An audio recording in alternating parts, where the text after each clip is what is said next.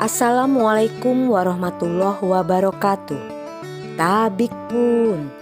Salam hormat Bapak Ibu guru hebat. Perkenalkan, saya Atut Dwi Sartika, CGP Angkatan 5 dari Kota Metro, Lampung. Dengan fasilitator Bapak Subaidi dan pengajar praktik Ibu Siti Fatona. Pada kesempatan ini, saya akan berbagi aksi nyata modul 1.4 tentang budaya positif pada program pendidikan guru penggerak. Berikut ini merupakan rancangan tindakan untuk aksi nyata saya. Yang pertama adalah latar belakang.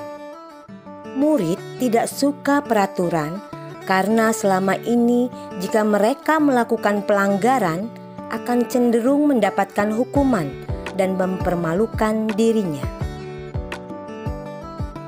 Selanjutnya, tujuan aksi nyata. Yang pertama, menciptakan murid yang merdeka dan disiplin diri yang kuat. Yang kedua, menumbuhkan budaya positif di sekolah dengan meyakini nilai-nilai kebijakan universal. Tolak ukur keberhasilan aksi nyata saya adalah terbentuknya keyakinan kelas melalui kegiatan yang dilakukan wali kelas dari siswa. Yang kedua, siswa mampu menerapkan dan menjalankan keyakinan kelas yang telah dibuat. Selanjutnya, lini masa tindakan atau langkah-langkah tindakan yang dilakukan adalah 1. Menghadap kepala sekolah untuk menjelaskan pentingnya penanaman budaya positif dan keyakinan kelas di sekolah, serta meminta izin untuk mendiseminasikan bersama rekan guru. Kedua, mengumpulkan rekan guru melakukan diseminasi pemahaman materi, budaya positif, keyakinan kelas, dan segitiga restitusi. Ketiga, berkoordinasi dan berkolaborasi dengan wali kelas untuk membuat keyakinan kelas di kelasnya masing-masing. Keempat, memantau, merefleksi, dan mengevaluasi keyakinan kelas yang telah dibuat. Berikut merupakan dukungan yang dibutuhkan. Yang pertama adalah dukungan dari kepala sekolah, rekan guru, serta murid agar tindakan yang telah disusun dapat dilakukan secara lancar dan menyeluruh. Yang kedua, sarana dan prasarana untuk menumbuhkan budaya positif di sekolah. Yang ketiga, dukungan dari orang tua dalam melakukan budaya positif di rumah. Berikut ini merupakan kegiatan diseminasi di sekolah mengenai pemahaman dan pengalaman budaya positif.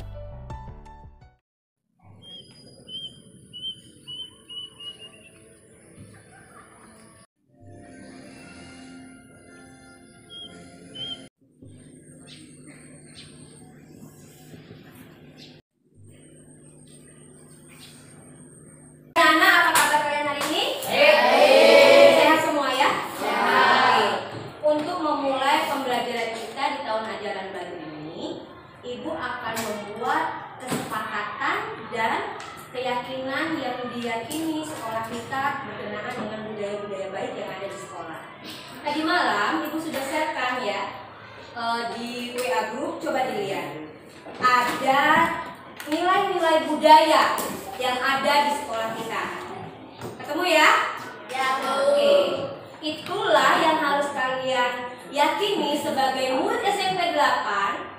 Sebagai siswa baru di SMP 8, kalian harus membawa itu dalam kehidupan kalian sehari-hari, baik di sekolah maupun di rumah. Nah, nilai-nilai itu, budaya baik itu harus menjadi karakter kalian, menjadi kepribadian kalian. Nah, sekarang dari beberapa budaya baik itu atau keyakinan yang dimiliki oleh sekolah tersebut, kalian pilih mana yang kalian usulkan yang nanti akan kita satukan menjadi kesepakatan kita bersama. Kemudian yang sebelah kanan ini adalah kesepakatan kelas kita. Kalian bisa mengusulkan, misalnya saya ingin kalau dalam pelajaran IPS boleh minum. Kalau semuanya sepakat dan itu menjadi usulan bersama, tidak masalah karena memang otak kita butuh oksigen dan oksigen otak itu berasal dari air. Ya, tapi Bu, saya nggak suka kalau dalam pelajaran IPS makan. Ya jelas Ibu juga nggak suka apalagi bobo terasi ya. Atau saya nggak suka berisik Bu. Nah itu boleh diusulkan di kesepakatan kelas. Atau ada usul lagi, dalam pelajaran IPS tidak boleh terlambat masuk misalnya, atau tidak boleh sering izin ke WC misalnya. Usulan-usulan itu bisa kalian usulkan, nanti kita sepakati bersama. Paham? Ini nanti bagikan kertas, kalian silakan tuliskan bersama, kemudian nanti ditempelkan. Sepakat ya? Oke, Ibu bagikan ya. Silakan. Satu orang akan mendapatkan 2 kertas. Nanti yang satu diisi tentang kesepakatan kelas, yang satu diisi tentang budaya sekolah yang disepakati. Apa disiplin, apa tanggung jawab, seperti itu ya. Apa disiplin atau tanggung jawab atau toleransi, kerjasama dan seterusnya. Silakan ditulis. Yang sudah boleh langsung tempel ke depan. Tapi bajunya dimasukin dong, ini harus tertib kan? Yang bajunya masih dikeluarkan, dimasukkan.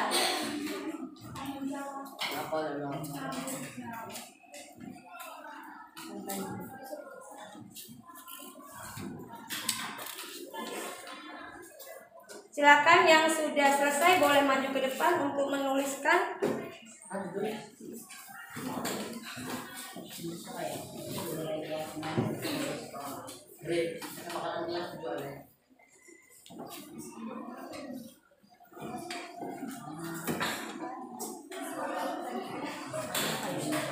Langsung bagi ke belakang Pak. Yang belum dapat kasih ke belakang. Dibagi-bagi ke kawannya ya. Disebar ke belakang ke kawannya. Yang belakang-belakang yang belum dapat. Sudah boleh maju. Bagi ke belakang. Kalau lebih kembalikan ke Ibu ya, karena mau dipakai di kelas saya. Ya, nanti dibagi dari sana. Sudah? Yang depan ayo. Boleh tempel ke depan. Tuliskan yang kalian inginkan, usulkan.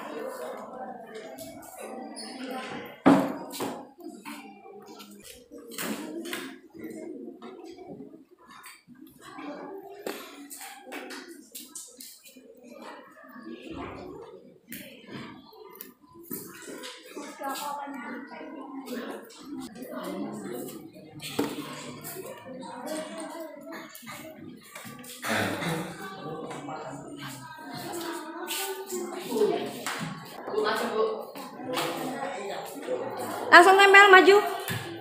Yang sudah boleh maju.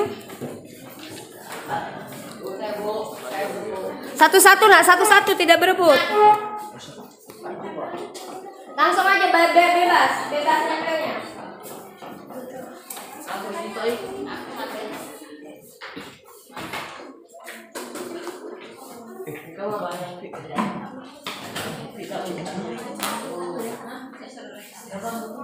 Oke, yang lain.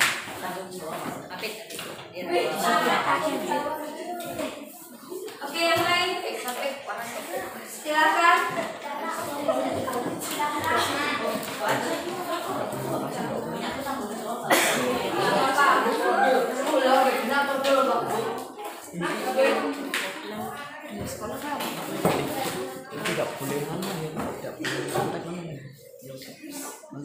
Lagi masih ada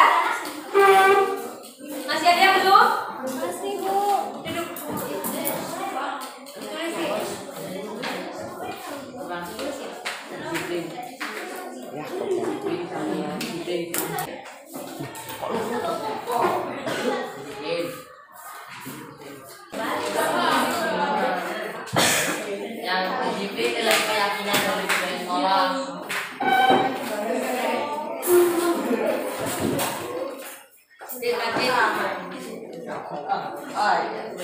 Di atasnya Mbak, ada naik-naik.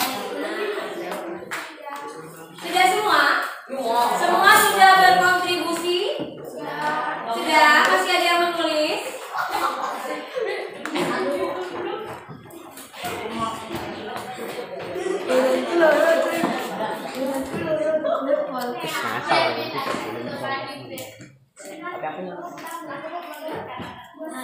Masih ada yang masih tertinggal? Ada Bu, Agus Bu. Agus? Bu ini masuk Bu. Oke, bawa sini. Kalau sisa.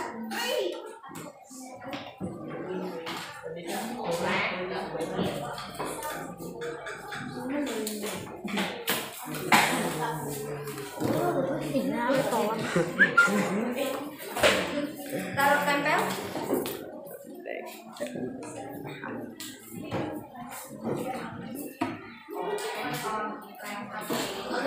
Tempel di sana, Gus. Ditempel. Gus.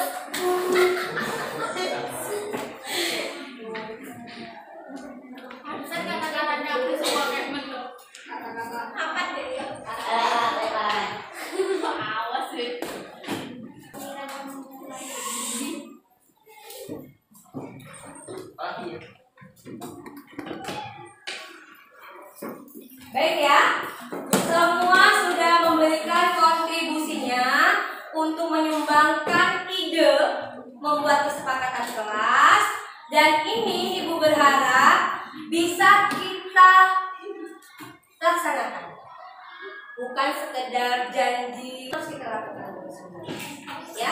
Baik, Ibu bacakan salah satu contoh nilai keyakinan dan budaya sekolah. Disiplin, tanggung jawab, berani, mandiri, gotong royong. Kata-kata itu yang dipilih ya. Kemudian kesepakatan kelas, menjaga keamanan kelas. Nah, kita sepakat ya. Jadi Ibu tidak ingin mendengar di kelas kita ada yang kecurian, ada yang iseng ngambilin pulpen, sebanding begitu? Padika.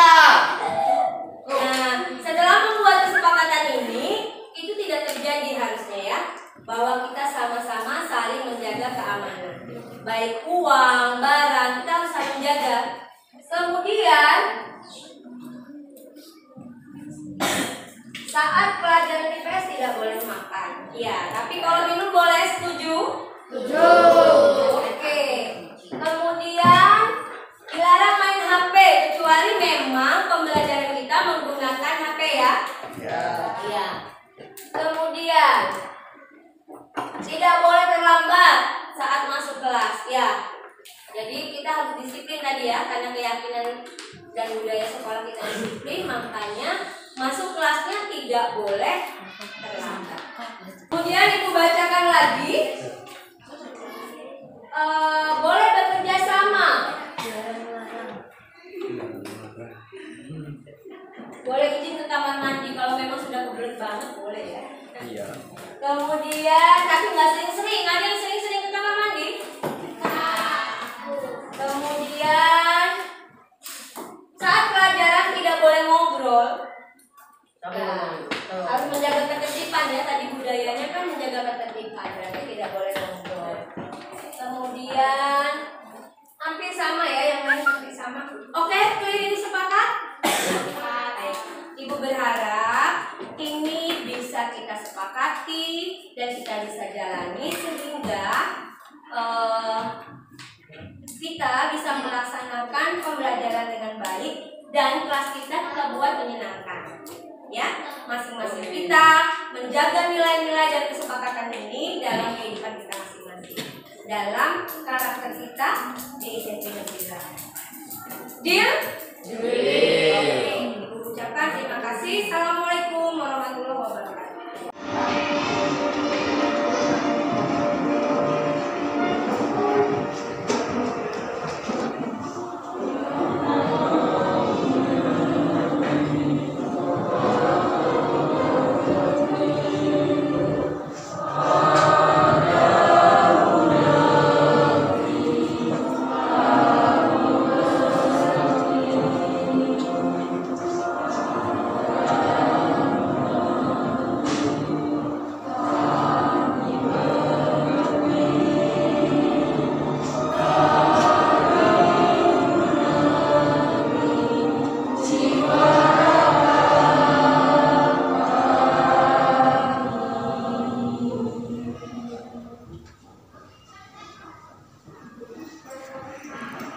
Setelah semua anggota memberikan usulannya, maka kelas 7E menyimpulkan 4 nilai keyakinan dan kesepakatan kelas. Yang pertama, saling peduli dan menghargai satu sama lain. Kedua, membuat kelas aman dan nyaman dan menjaga kebersihan. Ketiga, disiplin dan tanggung jawab. Dan yang keempat, selalu semangat dalam belajar.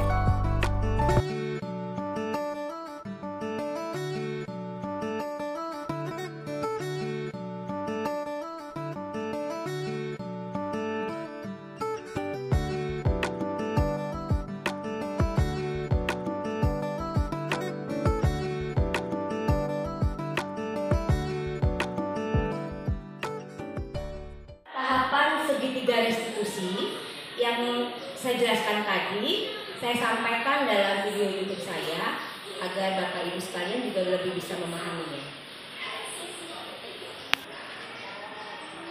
Untuk di kasus pertama ini, saya menangani anak yang bernama Henky Fernando.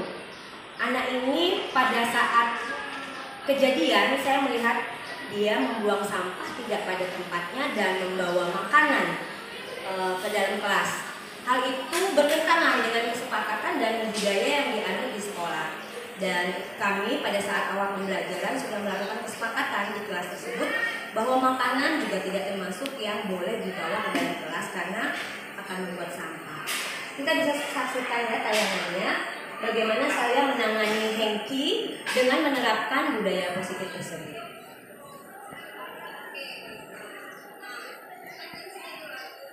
Saya besarkan volumenya.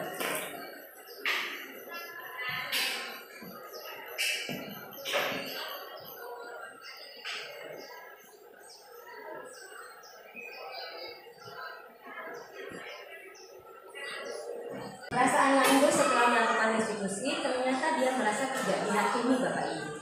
Jadi dia diajak mencari solusi bersama, diajak berpikir untuk memecahkan masalah tersebut tanpa disudutkan, tanpa diberikan penekanan bahwa dia bersalah, dia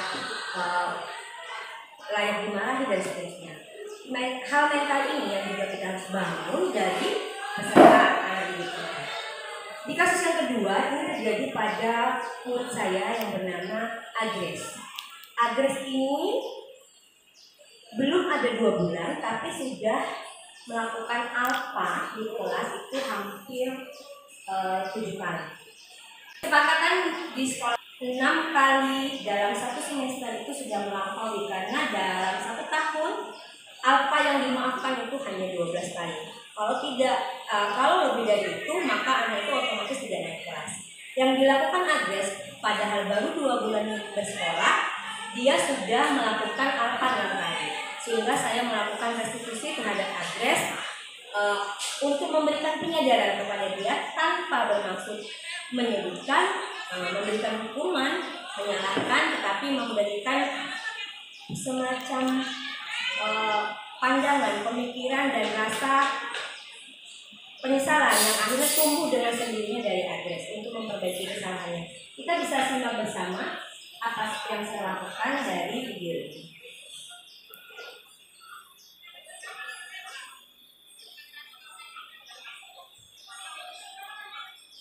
Coba sekarang nilai keyakinan atau kesepakatan apa saja yang kamu ingat.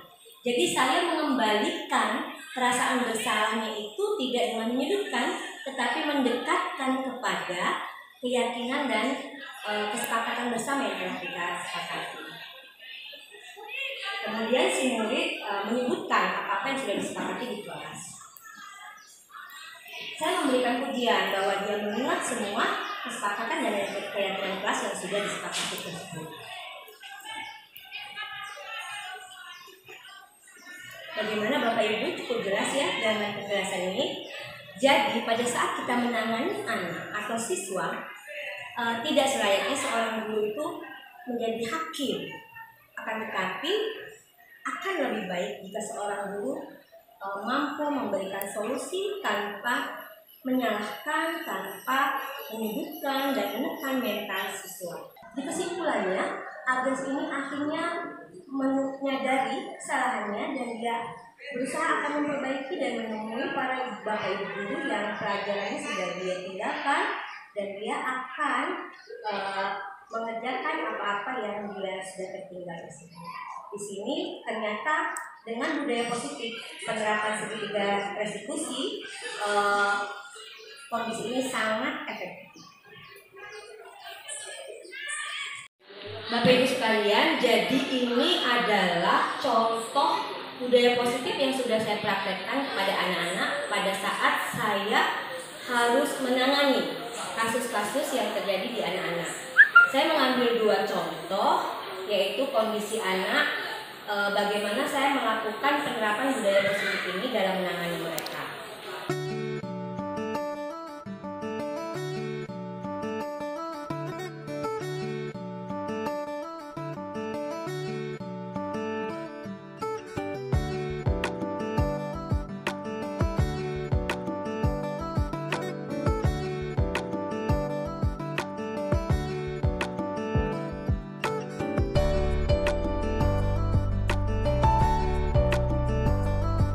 Selain melakukan diseminasi di sekolah, saya juga melakukan sharing pendalaman materi budaya positif ini pada rekan rumpun sesama mapel IPS. Baik, terima kasih. Bismillahirrahmanirrahim. Assalamualaikum warahmatullahi wabarakatuh. Waalaikumsalam warahmatullahi wabarakatuh. Sebelumnya saya mengucapkan terima kasih kepada ibu-ibu sekalian yang berkenan hari ini kita sharing ya, tentang sebenarnya ini bentuk aksi nyata saya dari modul 1.4. Modul 1.4 itu berkenaan tentang budaya positif. Di kegiatan guru penggerak ini, saya baru mencapai modul kedua dan ini merupakan bukti aksi nyata yang saya lakukan untuk berbagi atau mendiseminasikan tentang pemahaman pemikiran Ki Hajar Dewantara, diantaranya penerapan budaya positif. Budaya positif itu adalah habit atau kebiasaan yang sudah mengakar dan itu menjadi karakter. Kalau kita bicara positif kan berarti ke arah yang lebih baik. Berarti budaya positif adalah hal-hal kebaikan yang sudah menjadi habit atau pembiasaan yang itu menjadi nilai ciri tersendiri dari sebuah sekolah atau kelas. Nah, inilah yang coba saya terapkan nanti dalam pembelajaran kita, dan saya harap ini bisa ditularkan dan dipakai di kelas-kelas kita yang ada di sekolah, terutama untuk rumpun mapel kita ya, mapel kita, mapel IPS, sehingga ini bisa kita lakukan di lapangan seperti itu. Baik,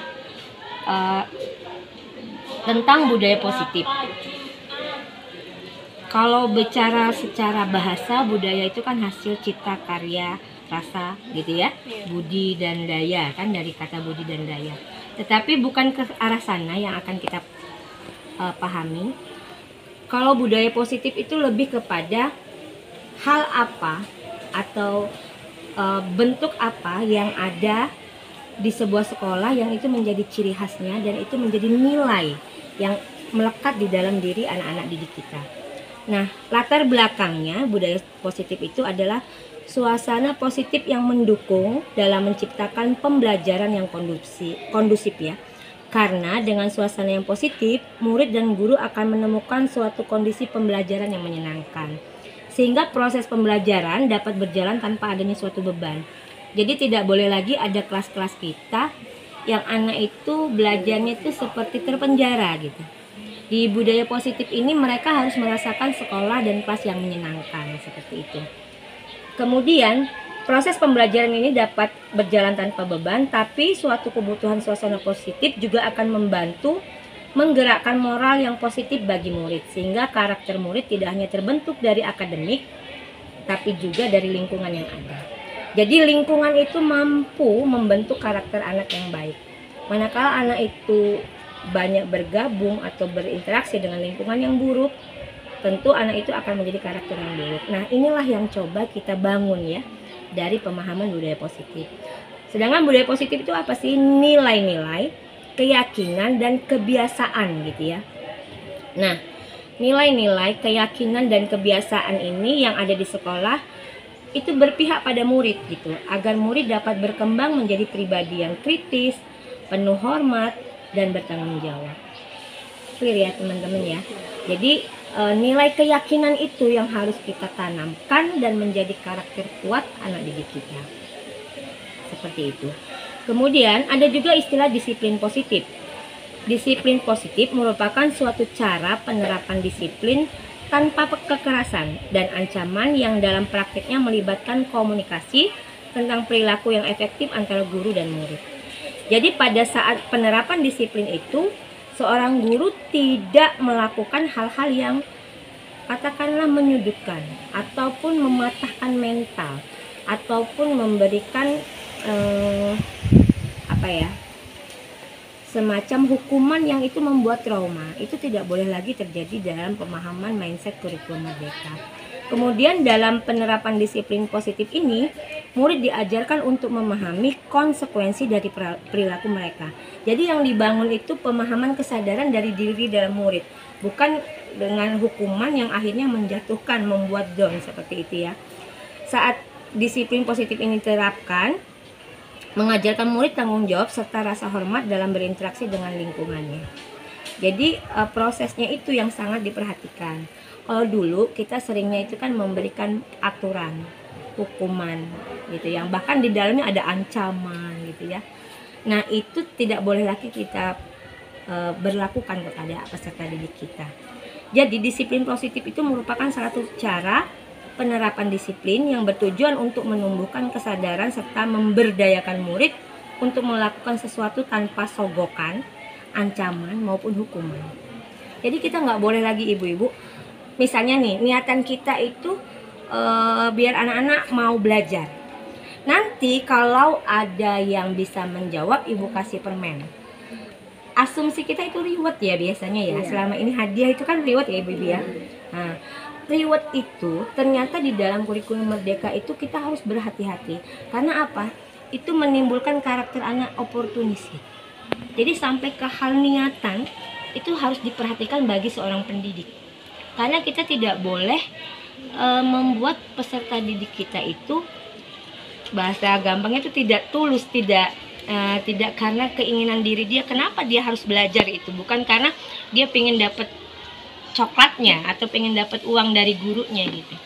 Jadi kebutuhan itu harus tumbuh dari dalam diri dia, bukan karena pihak luar atau lingkungannya. Itu yang harus kita rubah dari pola pembelajaran kita yang lama. Clear ya? Jauh banget ya dengan yang kemarin-kemarin ya. Saya termasuk yang sering loh, teman-teman juga mungkin gitu ya, sering ngasih hadiah-hadiah ya.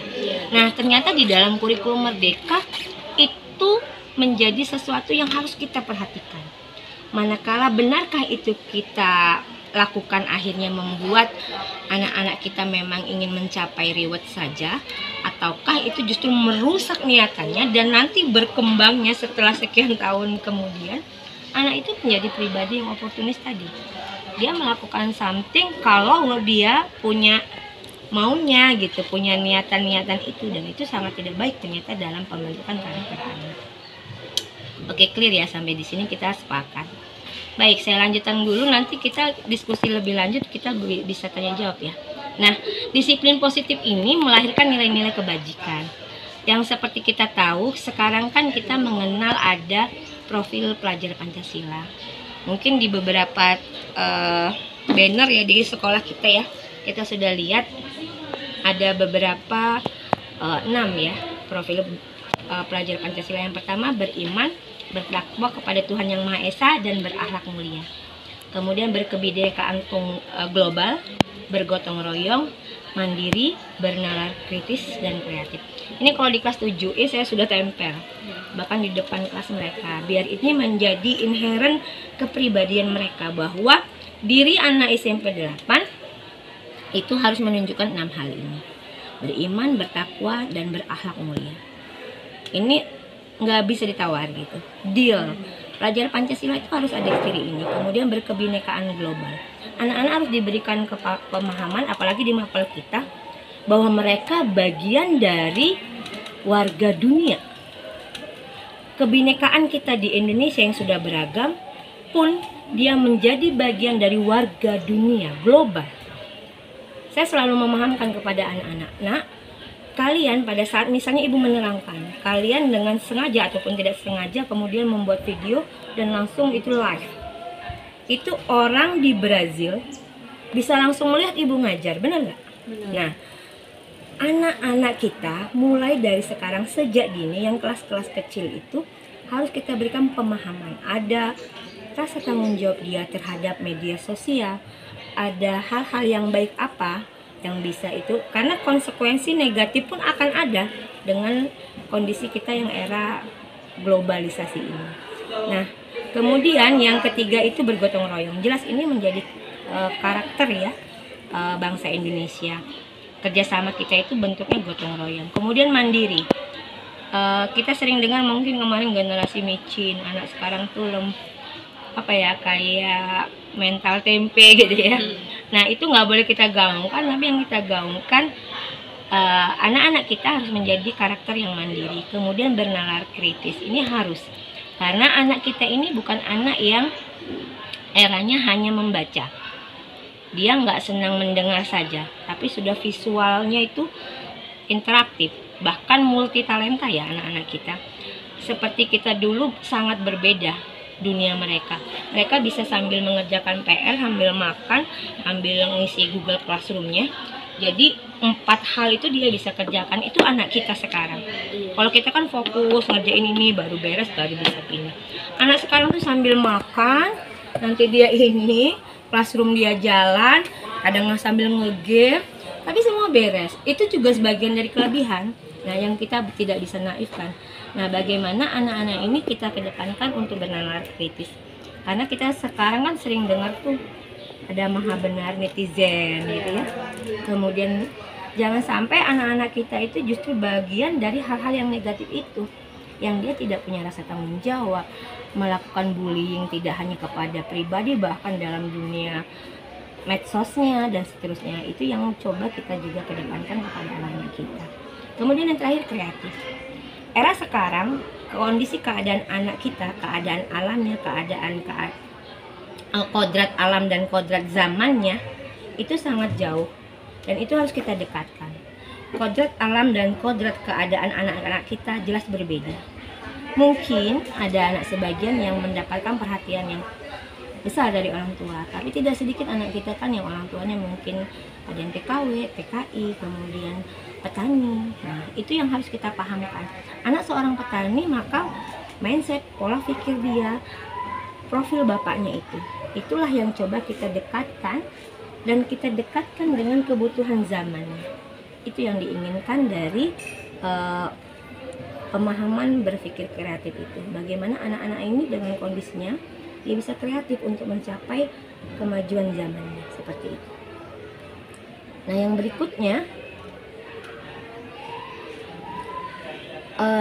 dari yang sudah kita pahami ini, kita membuat keyakinan kelas. Kemarin saya sudah coba contohkan di kelas saya itu bagaimana anak-anak saya tawarkan. Anak-anak, ibu sudah sharekan di grup WA grup kita tentang budaya positif ya yang dianut oleh sekolah kita, kedisiplinan, kemudian kerjasama, toleransi, tertib, aman dan sebagainya. Terus saya buat list panjang, silakan kalian pilih dan usulkan gitu apa yang menjadi keinginan kalian yang ada dalam kondisi kelas kita. Kemudian kalau keyakinan kelas itu lebih kepada hal apa yang dia inginkan pada pembelajaran saya saat misalnya mapel IPS. Jadi ada usulan-usulan itu, mereka ingin boleh minum saat pelajaran IPS. Dan itu akhirnya karena sudah sepakat yang usul banyak, itu menjadi sebuah kesepakatan kelas. Jadi dalam pelajaran IPS boleh minum, karena anak-anak bawa botol ibu-ibu ya. Sejak kita pandemi kemarin kan memang bawa makanan ya. Itu saya bolehkan, jadi botol-botol itu ada di meja-meja mereka, itu mereka boleh sambil minum. Tapi kalau makan memang akhirnya tidak kita sepakati karena aroma dan sebagainya takut ganggu, dan yang tidak bawa takut kepingin gitu ya. Terus gimana? Apalagi kalau guru yang kepingin, ganggu banget gitu. Nah, itu kita buat kesepakatan. Kemudian ada yang usul, Bu tidak boleh terlambat gitu. Atau ada toleransi terlambat sekian menit. Itu boleh menjadi sebuah keyakinan kelas. Boleh izin ke belakang misalnya.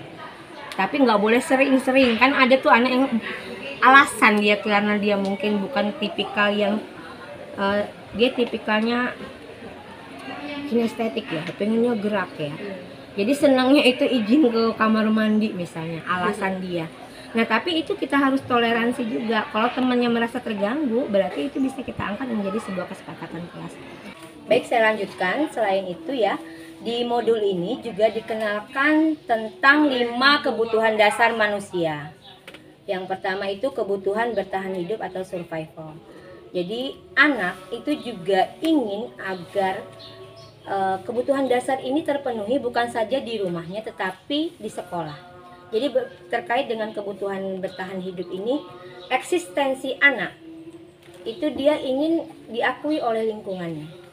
Sehingga dia ingin menunjukkan jati dirinya, menunjukkan keberadaannya, bahwa lingkungan mengakui keberadaan diri dia. Jadi memang usia mereka ini kan egonya sedang mulai naik ya. Usia-usia remaja SMP ini ego itu sudah mulai terbentuk naik gitu. Nah ini yang harus menjadi perhatian penting kita untuk konsen kita dalam mendidik. Kemudian yang kedua, kasih sayang dan rasa diterima atau love and belonging. Tidak ada orang atau manusia itu yang tidak suka disayangi, betul ya? Jadi memang rasa kasih sayang dalam mendidik itu menjadi penting untuk kita kedepankan. Karena ini cara yang paling efektif untuk menyampaikan materi-materi kita berikutnya pada saat kedekatan hati gitu ya. Kemudian rasa sayang kita itu sudah diterima oleh anak didik kita atau murid kita. Makanya di awal saya selalu bilang, pada saat kita pertama ketemu anak, kesan pertama yang ditangkap anak itulah yang akan membawa pembelajaran kita berikutnya, biasanya seperti itu. Jadi kesan pertama yang apa yang ingin kita sampaikan di anak pada saat kita berkenalan itu, itulah yang menjadi titik balik anak itu akan menghargai kita, mengapresiasi kita seperti apa. Jadi kalau kita bisa dapat ya rasa sayang anak-anak dan anak-anak itu mendapatkan rasa sayang kita, saya yakin rasa hormat itu akan berjalan dalam proses 1 tahun kita mendidik dia. Seperti itu. Kemudian penguasaan. Ini juga bukan hanya seorang guru, seorang anak itu dia memiliki kebutuhan dasar ini. Bahwa dia memiliki power atau penguasaan akan sesuatu. Kemudian kebebasan. Anak juga menginginkan rasa bebas itu. Dan yang terakhir kesenangan. Nah makanya dalam pembelajaran kita sangat efektif kalau kita lakukan permainan, games gitu ya, yang memunculkan rasa senang sehingga menarik dan dia mau mengikuti pembelajaran itu dengan lebih fokus seperti itu. Itu yang kita selipkan dalam pembelajaran kita. Kemudian apa yang dilakukan guru dengan kondisi itu semua? Ada 5 posisi kontrol. Yang pertama penghukum. Guru biasanya mungkin guru lama ya, mengambil posisi penghukum ini. Yang kedua pembuat rasa bersalah. Tuh kan karena kamu begini makanya begini gitu. Guru tuh menyudutkan gitu, memojokkan mental biasanya. Yang ketiga ada guru yang memposisikan diri sebagai teman. Nah, yang keempat pemantau. Bagaimana dia hanya sebagai menurut kamu bagaimana seperti itu? Bagusnya seperti apa? Nah, yang paling bagus dan mendekati baik itu yang sempurna manajer. Jadi dia mampu mengelola situasi, misalnya anak itu melakukan indisipliner tetapi tidak melakukan kondisi menghukum yang menyudutkan dan akhirnya mematahkan mentalnya, namun mengajak mencari solusi bersama. Misal nih, saya ambil contoh gampangnya, ada kaca yang dipecahkan si anak karena dia melempar bola gitu ya, walaupun itu tidak sengaja. Menurut ibu-ibu, anak itu diberi hukuman nggak?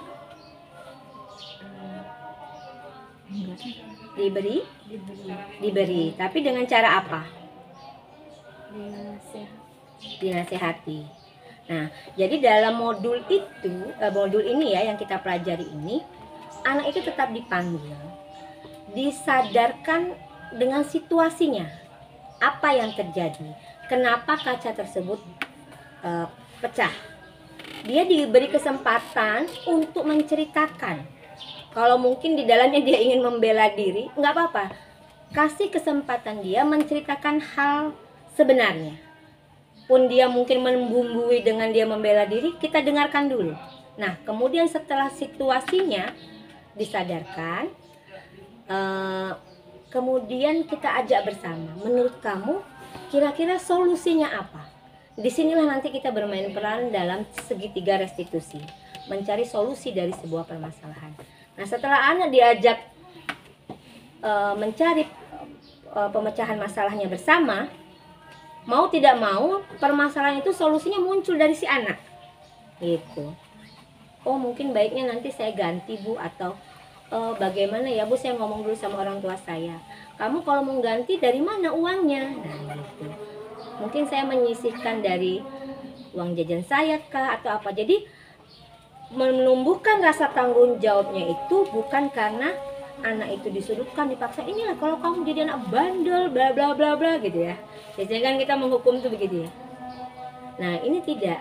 Anak itu dibuat memang dia tahu, menyadari dia bersalah, tapi itu tidak membuat dia tersudut sehingga makjleb di hatinya gitu ya. Tapi dia bertanggung jawab untuk mencari solusi atas permasalahan tersebut. Gitu ya, clear ya di situ ya. Yang saya ceritakan tentang anak yang memecahkan jendela tadi ya, misalnya, yang walaupun dia tidak sengaja, itu dalam modul ini bernama segitiga restitusi, di mana segitiga restitusi itu memiliki sisi yang pertama, menstabilkan identitas. Pada saat menstabilkan identitas ini, kita memberikan pemahaman kepada anak bahwa nak, berbuat salah itu tidak apa-apa. Tidak ada manusia yang sempurna di dunia ini. Gitu loh. Jadi disadarkan, dia tuh salah nggak apa-apa. Mecahin kaca itu ya wajar loh. Dan kamu bukan satu-satunya orang yang melakukan ini di dunia gitu ya. Jadi mentalnya tetap dibangun. Ibu pun pernah melakukan kesalahan yang sama misalnya, atau kawan lain pun pernah gitu ya. Kita bisa menyelesaikan ini. Itu kalimat-kalimat positif yang kita bawa ke anak. Atau gini, ibu tidak tertarik untuk mencari siapa yang bermasalah atau siapa yang memecahkan, itu boleh. Tapi ibu mau mencari solusi dari kaca yang pecah. Misalnya nih, satu kelas belum ada yang ngaku gitu. Menurut kalian gimana nih solusinya dengan kaca kelas kita yang pecah ini, kan gitu. Itu yang dikedepankan kepada anak. Kemudian kamu berhak merasa seperti itu, kalimat positifnya. Atau apakah kamu sedang menjadi teman yang baik untuk diri kamu sendiri? Nah, itu disadarkan. Kalau misalnya dia berbohong, nggak mau mengakui, nggak mau jujur, apakah itu baik? Gitu, seperti itu. Itu sisi pertama ya, menstabilkan identitas. Yang kedua, sisi yang kedua, validasi tindakan yang salah. Kalimat yang kita pilih misalnya begini, padahal kamu bisa melakukan yang lebih buruk dari ini. Jadi maksudnya kesalahan dia itu bukan sesuatu yang something membuat dia akan sampai putus asa, sampai melakukan. Anak-anak yang gampang kayak di negara-negara maju itu ya, gampang bunuh diri, gampang putus asa, itu kan karena dia tidak ada kekuatan mental tadi. Nah, mental ini yang konon di generasi Z ini kan lemah ya. Kalau milenial itu zaman saya ya, sampai yang ke bawah. Jangan sampai generasi micin gitu. Jadi generasi Z ini memang konon lemah gitu. Sehingga ini yang harus kita bangun gitu, bukan dipatahkan gitu. Kamu pasti punya alasan yang mengapa melakukan hal ini.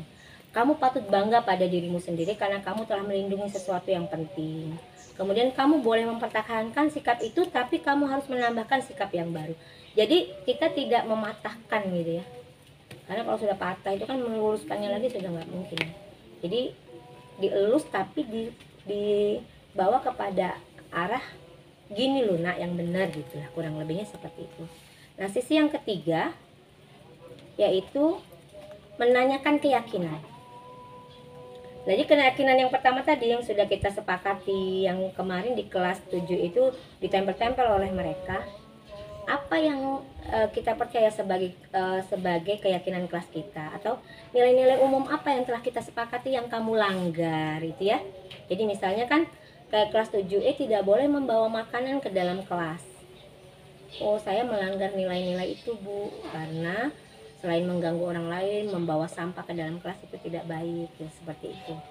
Kemudian apa bayangan kita tentang kelas ideal? Misalnya ada yang kehilangan pulpen, misalnya. Padahal keyakinan kelas di situ menjaga keamanan. Berarti ada hal apa nih yang sudah dia langgar seperti itu? Kamu mau menjadi orang yang seperti apa? Nah, keyakinan kelasnya itu didekatkan kepada permasalahan yang sedang terjadi. Gitu ya. Kemudian itu semua yang menjadi bahan dasar pada saat kita memberikan pemahaman tentang budaya positif kepada peserta didik kita. Mungkin hanya itu yang bisa saya sampaikan. Ada yang mau didiskusikan lebih jauh nggak apa-apa? Ada? Cukup. Baik, terima kasih banyak untuk sharing-sharingnya. Kalau masih ada yang bingung, nanti kita bisa ngobrol lebih lanjut ya. Yang pasti ini bagian dari aksi nyata yang harus saya lakukan, dan memang mindset ini termasuk hal baru, sehingga memang harus saya sering sebarluaskan untuk menambah pemahaman kita, arti penting yang ingin dilakukan oleh Ki Hajar Dewantoro sebagai Bapak Pendidikan kita, bahwa sebenarnya seorang pendidik itu tidak dituntut untuk membuat anak itu, misalnya kalau anak itu adalah padi, dibuat menjadi jagung atau sebaliknya, itu tidak. Tapi seorang pendidik itu hanya menuntun, ya, menuntun anak untuk menjadi pribadi yang lebih baik dengan meninggalkan karakter kodrat alam, kodrat keadaan yang buruknya, untuk menjadi ke arah yang lebih baik dan mendekatkan pada kodrat zamannya. Kalau zamannya memang sudah era digital, kita nggak boleh antipati dengan yang namanya HP, nggak bisa. Tapi bagaimana pembelajaran kita dekatkan dengan dunia mereka. Anak-anak nih, ini saya kasih kunci. Paling senang kalau pembelajaran tuh di pelajaran saya dikasih untuk pembukanya word wall. Ibu-ibu tahu ya word wall? Word wall. Jadi kuis gitu ya. Kuisnya itu kayak Tetris zaman dulu. Nah, misalnya kalau di kelas 9 ada materi benua. Gunung Sahara berada di benua apa? Di situ ada musuhnya, ada diri dia. Dia lari-lari dikejar musuh. Kalau nggak cepat dia dimakan musuh. Di situ ada pilihan benua Afrika, benua Eropa, benua Asia gitu. Itu bagi mereka untuk memulai. Oh, gua tuh tiba-tiba ngasih materi benua. Oh, berarti hari ini sambil mikir dia. Nggak mungkin ada guru masuk ngasih permainan nggak ada hubungan dengan pembelajaran, kan nggak mungkin. Nah, di situ untuk awalan ya, kita memberikan shock terapi tapi yang baik gitu ya, dan memancing konsentrasi dan fokus anak kepada kita gitu. Kemudian kuisis ya, mungkin kenal kuisis ya, itu, dan permainan-permainan lain yang itu banyak bisa kita gunakan. Dan saya juga pernah terapkan kelas-kelas besar, memang itu mereka lebih bagus dari saya IT-nya. Pada saat saya minta infografis buat tentang benua itu, mereka langsung buat dengan TikTok, dengan Capcut ya. Kemudian Canva, ada Insert, ada PowerPoint tapi yang sudah high class ya. PowerPoint saja masih jelek banget gitu. Tugasnya itu dikumpulkannya lebih, dan itu hitungannya cepat gitu. Jadi luar biasa. Jadi kita nggak bisa underestimate dengan kemampuan anak-anak Gen Z ini gitu ya. kesannya anaknya slow, santai, tapi isi kepala mereka juga penuh gitu. Tinggal kita memindsetkannya dengan pembelajaran kita itu di kolaborasi ini seperti apa gitu. Mungkin itu saya akhiri. Assalamualaikum warahmatullahi wabarakatuh. Waalaikumsalam warahmatullahi wabarakatuh. Selain berkesempatan berbagi kepada rekan-rekan sesama guru di sekolah dan rekan satu rumpun Mapel IPS, saya juga berkesempatan berbagi kepada PKBM Permata berkenaan dengan budaya positif tersebut.